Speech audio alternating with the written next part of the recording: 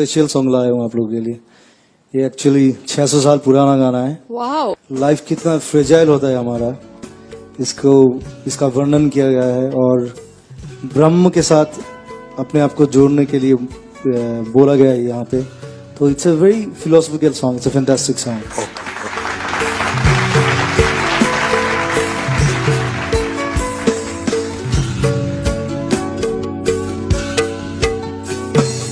ব্রহ্মাদি করি জীব যত রাম রাম রাম রাম রাম মায়া সজ্জা মাজে আশয় সুমতি যাই